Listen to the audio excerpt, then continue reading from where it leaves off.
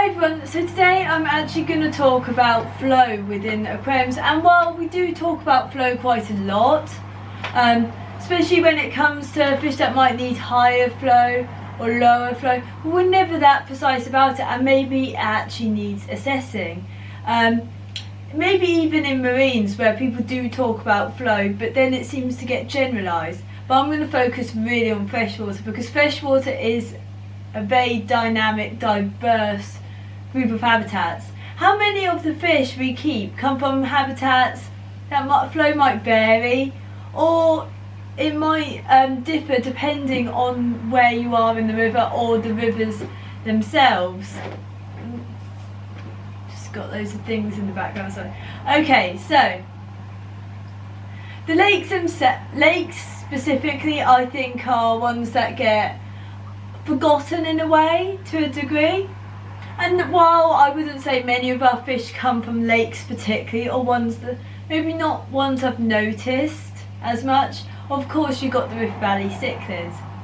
Lakes themselves, often many people assume them to be slow, sort of stagnant, not much movement, and this couldn't be further from the truth. Lakes can be very dynamic habitats, and it really depends. Many lakes aren't that well studied, I'd say, specifically like ones in the tropics compared to, say, Lake Windermere or Lake Loch Ness in the UK, which are very heavily studied, and we know details about almost every part of that lake.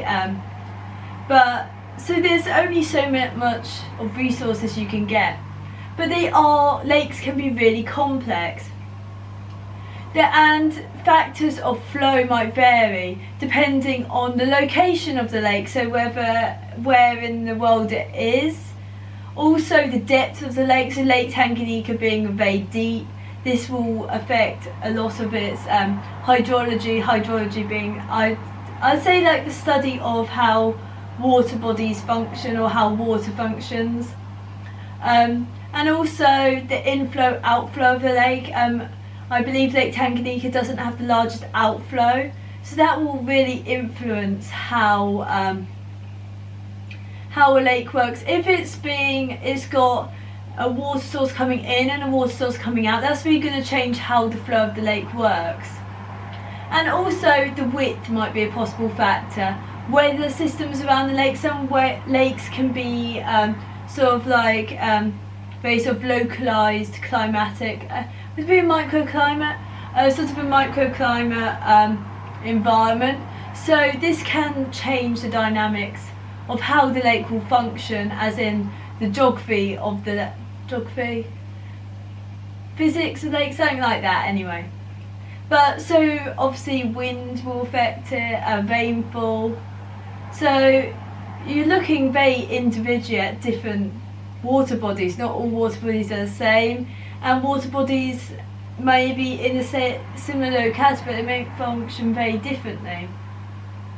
So within lakes you can kind of divide a lot of them, especially when it comes to, a big thing when it comes to flow is temperature. When it comes to lakes, they can be holomictic, meaning that the temperature might mix at some point at least once a year.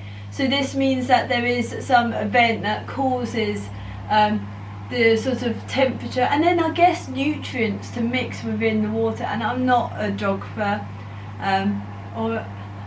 or physicist or chemist. I do biology, so obviously you'll get it'd be well worth researching it. So monomictic lake would be one that mixes sort of once a year, dimictic about twice a year, and polymictic it will mix frequently. And this really depends largely also on the depth of the lake. A deeper lake isn't going to be able to mix as easily as a shallower lake, hence why polymictic lakes, ones that mix multiple times a year, will be rather shallow, because a lot of the external anatomy of the lake, I'd say, or external environment would have a higher influence on a smaller water body than it would have on a deeper, larger one. So these will really relate to the flow of the water and the velocity, and it might be a good way to measure it. If it's not mixing much, there's going to be very probably reduced flow, but it depends where you're talking about.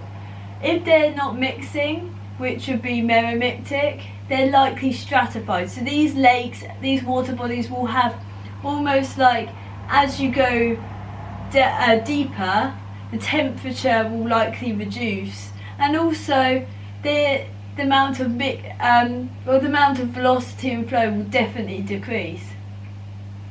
And I'm probably not always explaining it the best way, but let's look at Lake Tanganyika and Lake Malawi.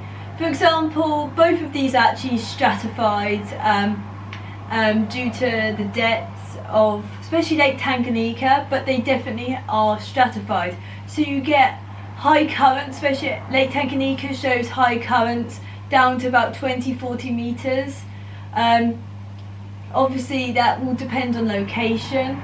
Lake Malawi, on the other hand, shows very slow currents. I would say slow, so it's about 15 meters, the water moves an hour, but there was no depth given to that value, so I'd assume it would be the shallower regions. And then stronger currents have been observed to a depth of 25 meters at 1,000 meters per hour, which I would say is reasonably low. Obviously depth is such a big importance here, so without depth it's very difficult to gauge what the flow rate would be in this lake. And while I would talk about sort of lakes that have been really well studied, like in the UK, I don't think it would be applicable to, well, neotropical fishes, is what most people keep. Obviously it depends where the fish live. A lot of Malawi and Tanganyika cichlids probably live in areas where there's a lot of rocks, places to hide. It really depends. Obviously you've probably seen videos of them in like with large sand areas. If there's sand building up to piles, which I think I've seen in a few videos, that means that there's probably not that much high velocity water, because sand gets picked up very easily by high velocity water. So the flow rate likely wouldn't be that strong. But I can't really think of an example where there would be very high flow environments, in particular of lakes I know of. Although I believe when you go more towards the shore, where it gets shallower in these lakes, you'd have a high influence of the winds creating waves. But if we focus more on rivers, so rivers are the interesting one, because I guess most of the fish we keep are riverine, so they mostly deal with rivers, and rivers are really complex dynamic systems, and due to the diversity of different rivers it's really hard to generalise, and I won't go through each river sort of thing. I've got plenty of, well, I've got footage of I think 3 different rivers that I've put into, well, from different YouTube channels I've put into a playlist that you'll find below. So some rivers do have a higher velocity and flow rate than others. Generally, depending on what part of the river is the biggest influence. Early in the river course there'll be a higher velocity of water. Generally higher, the earlier you are in the river, the higher the gradient or higher the altitude would be. Higher the elevation will be. So this will have the highest velocity water. Also bear in mind that the higher you are, the less likely there's going to be as much finer sediment, so sands. Instead it's probably going to be larger boulders, anything that doesn't get picked up. And as you go further down, these sands will increase to silts. But it doesn't mean you're going to get gravel, like especially not rounded gravel, because that will probably get picked up before it's more polished. But anyway, that's a topic for another time, is substrate.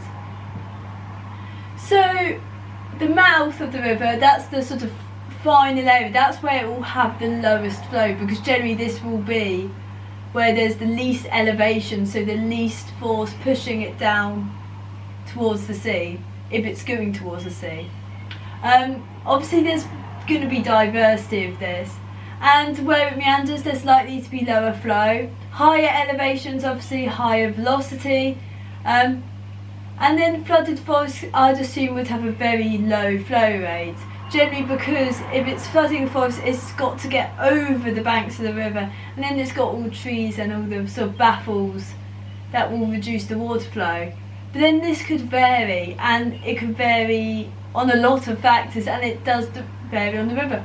So maybe look up videos, look up photos of where your fish come from, and you can gauge an idea of that. And there's plenty of studies on the velocity of water in different rivers, even if it might not be exact. The only issue is you might see something saying Rio Xingu, that's where a lot of log cards people come from. But the flow would likely vary depending where you are in the river, not just within from the origin, where it's the river starts to where it finishes, also within that same sort of stretch. So there would be likely slower flow towards places like the banks, and especially if there's vegetation. If the river is very high flow, there's unlikely to be as much vegetation, because those banks is where a lot of the sediment is being pushed out to. But if there's so much high flow, it might actually be eroding those banks. And rocks will create areas of lower flow as well. Other factors really are, well, I think I've explained most of them anyway, actually. So there's different actual types of flow. So you've got laminar flow, so this is the sort of gentle or sort of straight flow. And this is going past maybe rocks at the bottom, but it's not actually being sort of forced around, opposed to turbulent flow. So turbulent flow would be if the flow of the water is hitting like rocks, it's going to start turning around, and this is going to create sort of more chaotic and sort of swirls in the water. So you can create this easily within an aquarium, I think, especially using a laminar flow pump to create both laminar and turbulent flow. What other things can we look at inside the river? Well, you've got riffles. These will create turbulent water, and that's promoted by rocks. So this is kind of like when you have the rocks in the water, the bits between the rocks, I think, is the riffles. Pools are the middle where it's so eroded away, and this tends to be areas of slower flow for some. And then you've got also runs, which are smoother stretches. But maybe those terms might not be so important. Instead, within the aquarium, focusing on more laminar and turbulent flow, especially depending on the fish you're keeping. So flow does have so many variables that you can't just say lorcar is a high flow and discus a low flow, but depends where they're coming from. Of course, also if we want to generalise rivers, we've got the Rio Xingu. The Rio Xingu has got discus, and whether they inhabit high flow will be really interesting to know. But maybe they inhabit like some lower flow areas. So it makes it really difficult to generalise. And even fish that are found sympatrically, so in the same location, they might have very different flow regimes. So take maybe, if you look at a lot of Baroncistrus, photos of Baroncistrus xanthellus and Baroncistrus chrysomus, a lot of them can be found both on top of the rocks where there's a lot of algae, and also sort of between the rocks, at the side of the rocks where there might be breaks in that flow, opposed to Hypencistrus zebra and maybe Encistrus ranunculus, which are really adapted for going in those cracks and crevices. But it doesn't mean you shouldn't provide the differences in flow for all three of those species. And with the aquarium you can provide that, and I'll go through that later. But why is flow so important, or giving the right amount of flow or the right type of flow in the right places? Exercise is probably the biggest. Some fishes are naturally adapted to withstand and live in habitats with higher water velocity, current flow.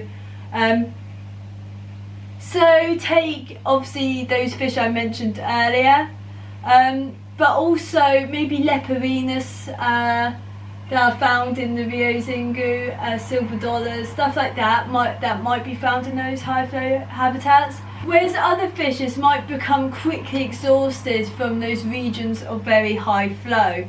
And in general, it's best to really know and match flow as well as looking at other parameters when looking at other fish because of this factor.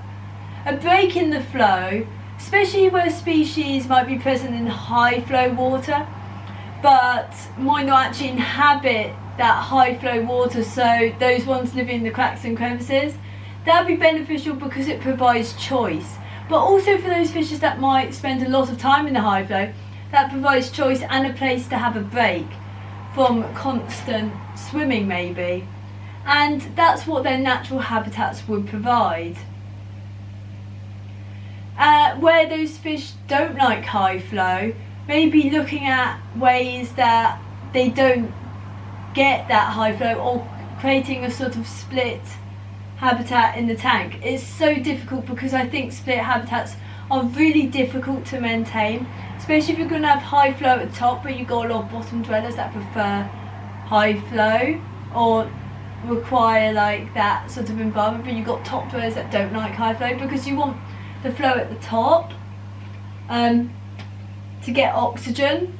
But then, so if you, I think the best one would be like Siamese fighting fish, better splendens, really don't do well in sort of high velocity, high flow environments.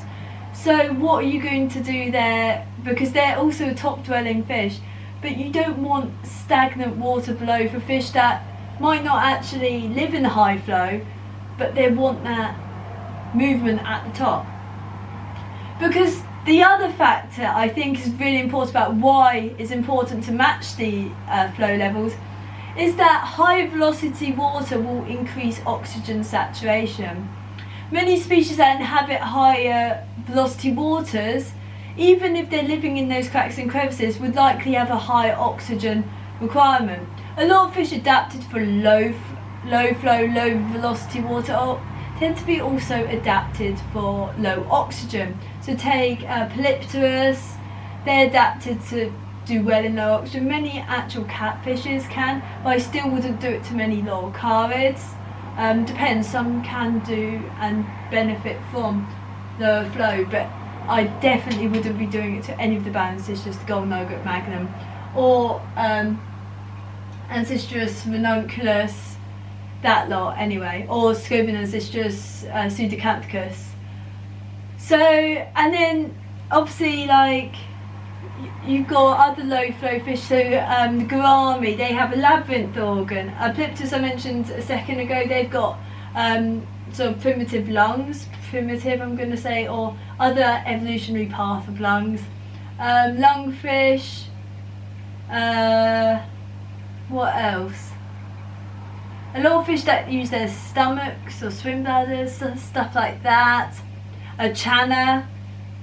So maybe they don't make the best tank mates, and also these ones, because they're inhabiting, a lot of them are low flow, they also need access to surface, and if you're chucking flow at the surface of the tank, it's not really going to work, is it? Another thing that really connects on textiles is enrichment.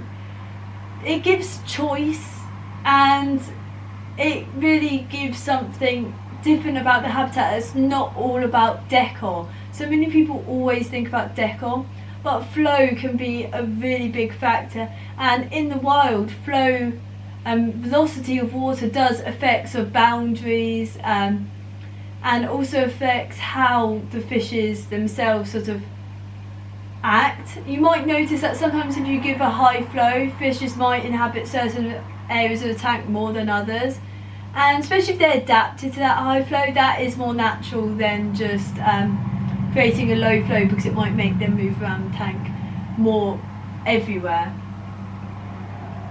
So another thing, seasonal stimulation. Flow rate will likely change seasonally, and this will be beneficial on just creating this sort of, or matching the maybe hormones or seasonal sort of cycles within the fish. And also it might meet some physiological requirements, especially if you're already changing the seasons with temperature, then matching that with flow would be even better. So a lot of people might be reducing temperatures to replicate a wet season.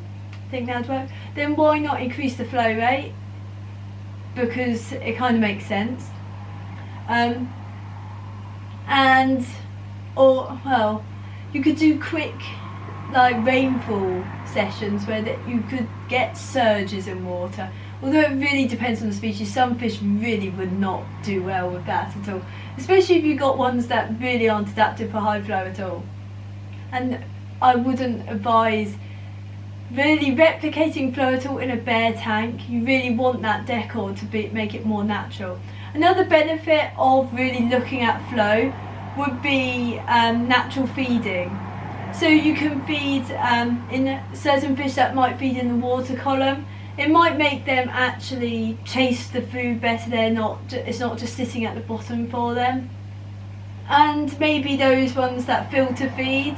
I know some shrimp do it, although they tend not to be high flow shrimp. It just replicates their natural feeding behaviour. So what can you do with the flow and how can you edit it? So a lot of people really just rely on filters for everything. And while for some systems and tanks it can work, for most, especially for your more centerpiece tanks, it doesn't really work. And there's plenty of powerheads and circulation pumps for a variety of places available on the market. And there's ones for turbulent and there's ones for laminar flow. Laminar flow ones tend to be a lot more pricier. So that's to bear in mind. But I would say it doesn't, like, obviously laminar flow would be better, but if it push comes to shove, turbulent flow is not going to be that bad. Placement would be important, and generally I'd say, especially where you're having a lot of decor, you'd provide flow generally at the top.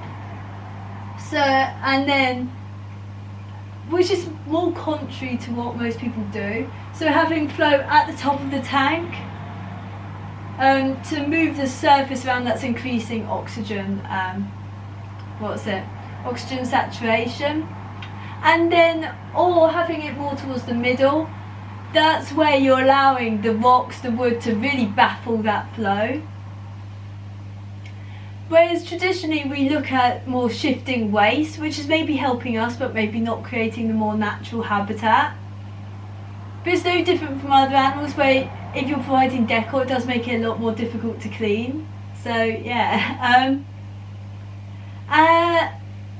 just looking at powerheads, depending on the fish, depends on the power you want.